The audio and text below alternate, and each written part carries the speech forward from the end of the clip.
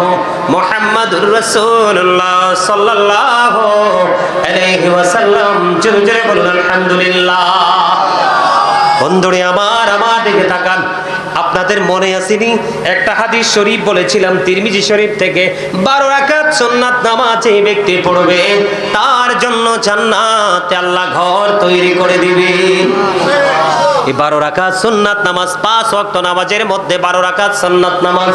ও বন্ধু, জোহরের আগে হলো 4 রাকাত, পরে হলো 2 রাকাত। সুবহানাল্লাহ বলেন না কেন? জোহরের মূল নামাজ কোনটা? ফরজ না? আগে 4 রাকাত সুন্নাত আসেনি, পরে 2 রাকাত সুন্নাত আছে না নাই? বন্ধু, এবার আপনি মাগরিবে যান, মাগরিবের পরে 2 রাকাত আসেনি? আরো জোরে বলেন। এশার নামাজে যাই, ওইখানে জোহরে পাইলাম কয় রাকাত? 6 রাকাত। মাগরিবে পাইলাম কয় রাকাত? 2 রাকাত। কত হলো? 8 রাকাত। এশার নামাজে যাই গো, এশারের নামাজে হলো 2 রাকাত। ফজরের নামাজের পূর্বে হলো 2 রাকাত। কয় রাকাত হলো? 12 রাকাত সুন্নাত নামাজের এত ফজিলত, এত নিয়ামত রে বন্ধু। ও আমকি গ্রামের আমার যুবক, আমার দাড়ি পাকা মুরব্বী বাবারা, আমার মা বোনদেরকে বলছি হৃদয় খুলে শোনো, এই 12 রাকাত নামাজ সুন্নাত নামাজ তুমি ধারাবাহিক ভাবে পড়ে যাও। বন্ধু, আমার নবীজি বলে দিয়েছেন এই সুন্নাত নামাজগুলো ধারাবাহিক ভাবে যদি পড়তে পারো তাহলে তোমার জন্য জান্নাতে ঘর বানিয়ে দিবে আমার আল্লাহ। এখন আমাদের দেশে সুন্নাত নামাজ সারে না, ধরে ম্যাক্সিমামই সারে। মসজিদের ইমাম সাহেব ম্যাক্সিমাম সুন্নাত পড়ে না। কথা কন না কেন? আছে না? আছে। কয় লাগবে না? এটা না পড়লে সওয়াব, না পড়লে গুনাহ, নাই জন্য ছেড়ে দিবা। কত দুর্বল ইমানদারের কথা রে। এই নামাজ কি ছাড়া দরকার না ধরা দরকার? নামাজ বেশি পড়লে লাভ না লস? বন্ধুরে আমার, জিব্রাইল আলাইহিস সালাম একটানা 30,000 বছর নফল ইবাদত করলো। আমার আল্লাহ ডাক দিয়ে জিজ্ঞেস করলো, জিব্রাইল, আমি তো তোমাকে নফল ইবাদত করার কথা বলিনি, কিন্তু তুমি কেন রে এত বেশি নফল ইবাদত করছো? এবার জিব্রাইল ডাক দিয়ে বললেন, আল্লাহ আমাকে 30,000 কি দিয়ে বলে? আমাকে 30,000 ডানা দিয়ে সৃষ্টি করেছেন। কত হাজার? 30,000। আমাকে এত মর্যাদা, এত পাওয়ার আপনি দিয়েছেন, সেই জন্য শুকরিয়া স্বরূপ আমি নফল নামাজ পড়েছি। আল্লাহ ডাক দিয়ে বয়, আল্লাহ রাব্বুল আলামিন ডাক দিয়ে বলে, রে জিব্রাইল, তুমি সাক্ষী থাকো, আমার বান্দাগুলো নফল ইবাদতের মধ্যে যদি কিছু সময়ও কাটায় আমি তাদেরকে অদ্বিতীয় জান্নাত দিয়ে পুরস্কৃত করব। আরে জোরে বলেন না সুবহানাল্লাহ। নফলে লাভ আছে না নাই? আরো জোরে বলেন, আছে না নাই? নফল নামাজের মধ্যে, নফল ইবাদতের মধ্যে সবচেয়ে উত্তম হলো তাহাজ্জুদের নামাজ। কথা বলেন। আমি একটু আগে বলেছিলাম বন্ধু, জান্নাতের বাগানে উপস্থিতি হবে কম, মসজিদে মুসল্লি হবে কম, ভালো কাজে মানুষ পাবেন কম, মন্দ কাজে মানুষের অভাব হবে না, ডাকারও প্রয়োজন হবে না, অটোমেটিক্যালি বন্ধু চলে আসবে। আমি আপনাদেরকে বলে দিতে চাই, আমার দিকে তাকান, কাল হাসরের ময়দানে ডেকে ডেকে বলবে, আহ্বানকারী আহ্বান করতে থাকবে, কে আছে রে ওই পৃথিবীর বুকে গভীর রজনীতে বিছানা ছেড়ে ইবাদত করেছো? কে আছো? বন্ধু, আহ্বান করতে দেরি, অল্প সংখ্যক মুসল্লি দাঁড়াবে। কিছু কিছু মা বোনেরা তাহাজ্জুদ পড়ে, কিছু কিছু বাবারা তাহাজ্জুদ পড়ে, ডাক দিবে বন্ধু, অল্প কিছু সংখ্যক উপস্থিতি দাঁড়াবে। দাঁড়াইতে দেরি রে, তাদেরকে সঙ্গে সঙ্গে জান্নাতে যাওয়ার ঘোষণা করে দিবে, আর বাকি সবাইকে হিসাবের জন্য প্রস্তুত হতে বলবে। তাহলে নফল ইবাদতের দাম আছে না নাই? বুখারী শরীফের মধ্যে যে হাদিসখানা, আল্লাহর কাছে সবচেয়ে প্রিয় ছিল দাউদ আলাইহিস সালামের নামাজ, আল্লাহর কাছে সবচেয়ে প্রিয় ছিল দাউদ আলাইহিস সালামের রোজা, কারণ তিনি রাতের অর্ধাংশ তিনি ইবাদত করতেন, 1/3 সময় বন্ধু তিনি তাহাজ্জুদের নামাজ পড়তেন, 1/6 সময় মাত্র তিনি ঘুমাতেন। সুবহানাল্লাহ বলেন। একদিন তিনি রোজা রাখতেন, আরেকদিন তিনি রোজাবিহীন অবস্থায় থাকতেন। কথা কি বুঝতে পারছেন? আমার কথা বুঝে আসছে? তিনি কি করতেন? রাত্রিটাকে 6 ভাগ করে 1 ভাগ মাত্র ঘুমাতেন, 3 ভাগ করে বন্ধু 1 ভাগ শুধু তিনি তাহাজ্জুদের মধ্যে কাটিয়ে দিতেন। সুবহানাল্লাহ বলেন না? আর জোরে বলেন সুবহানাল্লাহ। বন্ধুরে আমার, তাহাজ্জুদের নামাজের নিয়ামত এত বেশি বন্ধু, এই নামাজের ফজিলত এত বেশি, এই নামাজের বরকত এত বেশি রে। স্বামী স্ত্রী অনেকে আছে স্বামীকে ডাক দেয়, আবার অনেক স্ত্রী আছে স্বামী আছে স্ত্রীকে ডেকে ডেকে উঠাই দেয়, আছে না নাই? হাদিস শরীফের মধ্যে এসেছে বন্ধু নবীজি দোয়া করে গেছেন ওই স্বামীর জন্য যে স্বামী তার স্ত্রীকে গভীর রজনীতে নামাজ পড়ার জন্য ডেকে দেয়, ঘুম ভাঙিয়ে দেয়, এবং সে যদি ঘুম থেকে উঠতে না চায় তাহলে তাকে পানি ছিটিয়ে ছিটিয়ে ঘুম ভেঙে দেয়। আমার নবী ওই স্বামীর জন্য দোয়া করেছেন, সুবহানাল্লাহ বলেন।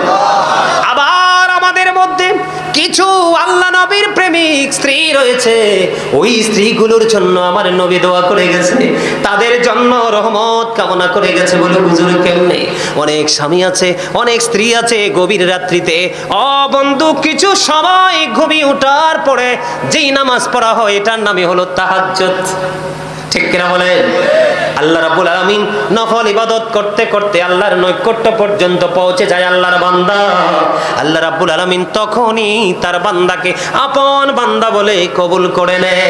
নবীজি জানিয়ে দিয়েছেন ওই স্ত্রীর জন্য নবীজি প্রাণ ভরে দোয়া করে গেছেন, যে স্ত্রী রাতে কিছু অংশ ঘুমানোর পরে তাহাজ্জুদ পড়ার জন্য স্বামীকে ডাকিয়ে দেয়, স্বামীটার চোখে অনেক ঘুম, পরিশ্রম করেছে সারাটা দিন, কেমন করে ঘুম থেকে উঠবে? এবার স্ত্রী কি করলো?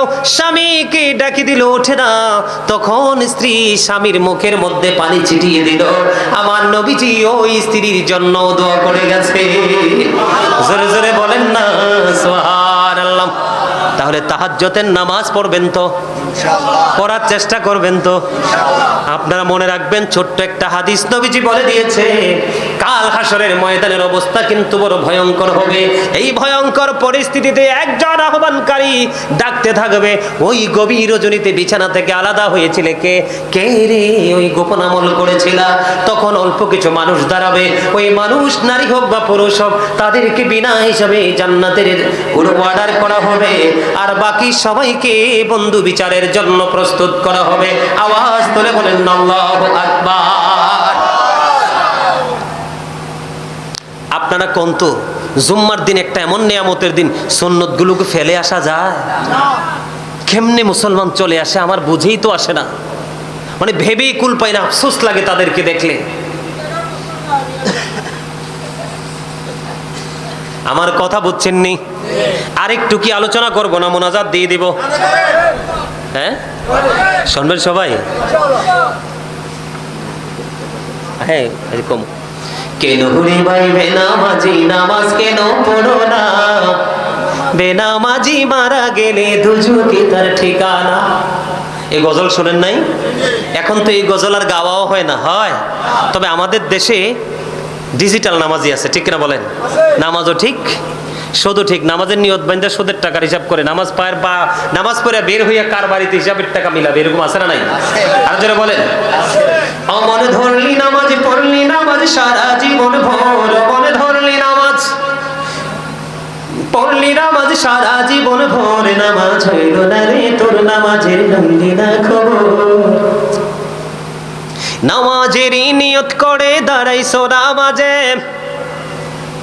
বলবো? হ্যাঁ না অনেকেই রাগ হবেন। হ্যাঁ মসজিদে পড়লে আজান সবার আগে যায়, নামাজ শেষে বাইরে এসে সুদের টাকা খায়। নামাজ হইল না রে তোর নামাজের লইলি না খবর।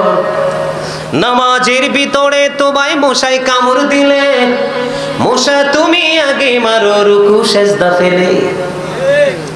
নামাজ হইল না রে তোর নামাজের লইলি না খবর। অমনে ধরলি নামাজ পড়লি নামাজ সারা জীবন ভোর, অমনে ধরলি নামাজ, বলেন না, পড়লি নামাজ সারা জীবন ভোর, নামাজ হইল না রে তোর নামাজের লইলি না খবর। আসলে ঠিক না ঠিক? নামাজের ঘরে সুখ নাই, শান্তি নাই, উপযুক্ত ছেলের বিয়ে হয় না, উপযুক্ত মেয়ের বিয়ে হয় না, সে লেখাপড়া শেষ করেছে ছেলে মেয়ের চাকরি হয় না। তার কারণ তুমি এখনো নামাজি হইতে পারলা না, নামাজি হইতে পারো নাই, হিসাবটাও মিলাইতে পারো না। ঠিক না ঠিক? আমি বন্ধু আপনাদেরকে বলবো, আমাদের প্রতিদিনের নামাজ শুরু হয় ফজর দিয়ে। কি দিয়ে? গভীর মনোযোগ, আমি অল্প সময়ের মধ্যে আলোচনাটা গোছানোর চেষ্টা করতেছি। কিছু কিছু লোকের মধ্যে বিরক্তি আসতেছে বন্ধু। আমি আপনাদেরকে বলি, ফজরের নামাজ যখন শুরু হয়, নামাজ আপনি শেষ করে ফেললেন, মা বোনেরা ঘরে পড়লো, ভাই বাবারা মসজিদে পড়লেন অথবা ঘরে পড়লেন, যেখানেই পড়েন, আল্লাহর হাবিব বলে দিয়েছে ফজরের নামাজটা শেষ করার পরে তুমি ঘুমাইলা না, মুসল্লার মধ্যে বসে রইলা। মুসল্লার মধ্যে বসে থাকতে থাকতে বন্ধুরে ইশরাকের নামাজের সময় হয়ে গেল, কিন্তু তুমি গ্যাপ সময় অতিরিক্ত কথা বলতে পারবা না, কোনো ধরনের অন্যায় অপরাধ বন্ধ কথা বলতে পারবা না, কোরআন তেলাওয়াত করতে পারো, জিকির করতে পারো, দরুদ পড়তে পারো, যাই করো। নামাজ শেষ করে তুমি মুসল্লায় বসে রইলা। মুসল্লায় যখন বসে রইলা, বসে থাকতে থাকতে সূর্য উঠে গেল, ইশরাকের নামাজটা তুমি আদায় করে ফেললা। মাত্র 2 রাকাত। কয় রাকাত? 2 রাকাত ইশরাকের নামাজ তুমি যখনই আদায় করলা, আমার নবীজি বলে দিয়েছেন ওই ইশরাকের নামাজ আদায় করার কারণে তোমার পূর্বের সব গুনাহগুলি আমার আল্লাহ মাফ করে দিবে। জোরে জোরে সুবহানাল্লাহ। বন্ধু, এখানেই শুধু ক্ষমতা নয়, আমি আপনাদেরকে বলে দেই, বন্ধু বেশি বেশি করে তাহিয়াতুল ওযুর নামাজ পড়বেন। এটা মাকরু এবং হারাম সময় ছাড়া ওযু করার পরে সাথে সাথে বন্ধু পড়বেন। বিশেষ করে আমরা জুমার দিনে সবাই তাহিয়াতুল ওযুর নামাজ পড়ি, কিন্তু নামাজের নিয়মটা আমরা সবাই জানি না বন্ধু। জুমার দিনে যখন কোনো পুরুষ তাহিয়াতুল ওযুর নামাজ পড়বে, মসজিদে ঢোকার সাথে সাথে বসবেন না, না বসে আগে আপনি তাহিয়াতুল ওযুর নামাজটা পড়বেন। এটা বড় একটা নিয়ামতের জিনিস, গুনাহ মাফের জন্য বড় সহায়ক। সুবহানাল্লাহ বলেন, আর জোরে বলেন। বন্ধুরে আমার, বেশি বেশি করে তাহিয়াতুল ওযুর নামাজটা পড়বেন। এবার ইশরাকের নামাজ আপনি পড়ে ফেলেছেন, আরো একটু অপেক্ষা করেন। ইশরাকের নামাজ পড়ার পরে একটা নামাজ আছে দোহার অথবা শাস্তের নামাজ। আসেনি? দোহার অথবা শাস্তের নামাজ। এই নামাজটা 2 রাকাত থেকে 12 রাকাত পর্যন্ত পড়া যায়। কয় রাকাত?